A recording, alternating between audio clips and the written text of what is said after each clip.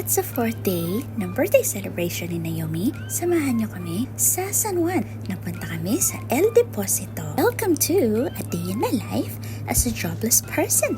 But that's okay.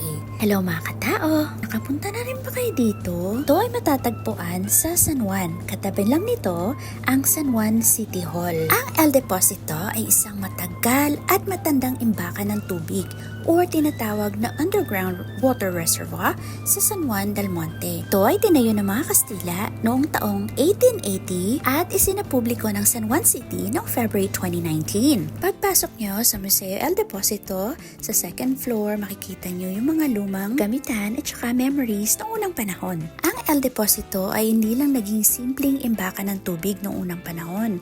Saksi rin ito sa malalim na labanan ng revolusyonaryong Pilipino laban sa mga dayuhang mananakop. Masyadong mahalaga ang tubig lalo na nung panahon na yon at ang El Deposito ay hawak ng mga Kastila. Noong panahon ng revolusyon, nagaklas ang mga Pilipino laban sa mga Kastila. Naisipan noon ang katipunan sa pamumuno ni Gat Andres Bonifacio na i-take over ang water system at saka yung mga armory ng mga Spaniards sa San Juan. Pero nag-fail sila kasi heavily guarded ng mga Spaniards ang El Deposito. After nyo ma-visit yung El Deposito Museum sa second floor, i-guide kayo ng security guard to go downstairs sa underground. Require magsuot ng hard hat for safety purposes. Alam nyo ba na nagpunta kami ng anak ko dito like around 1 p.m. Pero nagtataka kami kung bakit walang katao-tao. So medyo creepy siya for us. Tingnan nyo yung lugar.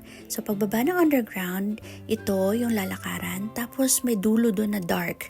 Pero may pathway lang. Tapos may hangganan lang yung pathway kung saan ka pwede mag-walk. At dahil walang tao, ang ganda mag-picture-picture. Ayan, posing doon, posing dito. Gustong-gusto namin puntahan yung dulo ng pathway. Kaya lang sobrang dilim. Kaya nag-aantay kami ng mga kasama.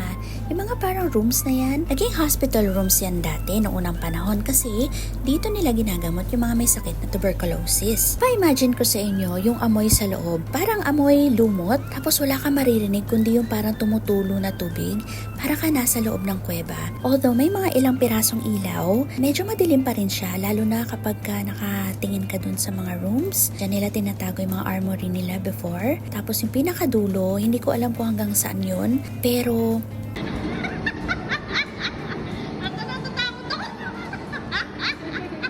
hanggang gitna lang kami noong una hanggang sa nakakita kami ng makakasama hanggang dulo. Kasi sabi ko hindi ako papayag hanggat di kami nakakapunta dun sa dulo. So yung tubig hindi ko alam kung hanggang saan or kung hanggang gaano kalalim. Pero yan siya makikita nyo sa video.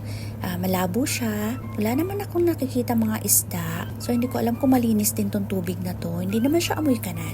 Yun lang malabo. So medyo creepy siya. Kasi hindi mo alam kung may hila sa paa mo bandang huli. Charot lang. Kaya kung naghahanap kayo at ang mga kaibigan nyo ng adventure, lalo na this coming Halloween, perfect place ito. Libre ang entrance. Tapos bagong experience. Tapos may malalim pa na history. So educational pa siya. Kaya tara na sa Museo El Deposito. Thank you for watching. Bukas ulit. Bye!